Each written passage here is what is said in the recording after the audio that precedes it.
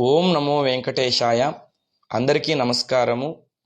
ముఖ్యంగా మన శరీరములో గుండె ఎంత ప్రధానమైనదో మన గృహములో అంటే మన ఇంట్లో పూజా మందిరము కూడా అంతే ప్రధానమైనది. అటువంటి పూజా మందిరములో కొన్ని వస్తువులు పెట్టడం ద్వారా దేవుడి అనుగ్రహము అనేది మనకు కలగకుండా పోతోంది.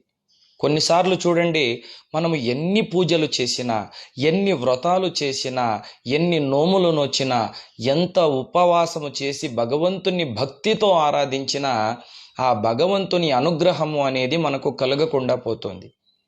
ఎంత దేవుణ్ణి ఆరాధించినా మన కోరికలు అనేవి తీరకుండా పోతూ ఉంటాయి.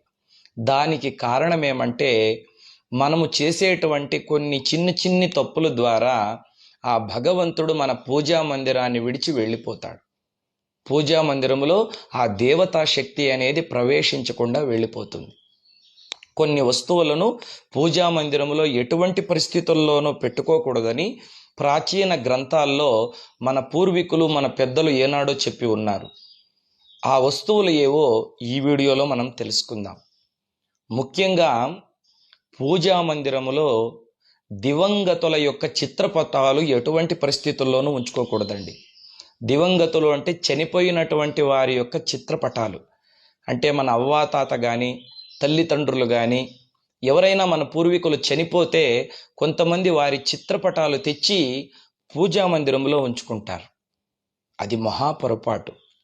ఎందుకంటే మనం ఏమనుకుంటాం, మనకు జన్మనిచ్చిన తల్లిదండ్రులు వాళ్ళు దేవుళ్లే కదా, మన తాత ముత్తాతలు వాళ్ళు దేవుళ్ళలో కలిసిపోయారు కదా, వాళ్ళు దేవుళ్ళతో సమానమే కదా, వాళ్లను పూజా మందిరంలో పెట్టుకొని దేవుడికి పూజ చేసేటప్పుడు వాళ్లకు పూజ చేస్తే రెండు పనులు ఒకేసారి అయిపోతుంది అని అనుకుంటాం.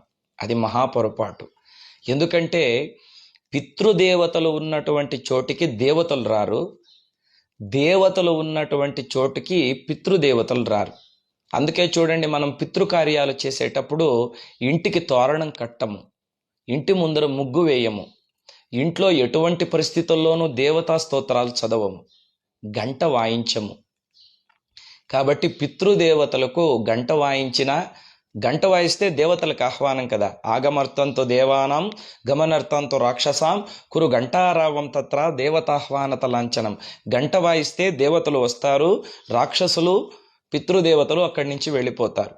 కాబట్టి దేవతలకు పితృదేవతలకు ఒక ఒప్పందం ఉంది. దేవతలు ఉన్నటువంటి చోటుకు పితృదేవతలు రారు. పితృదేవత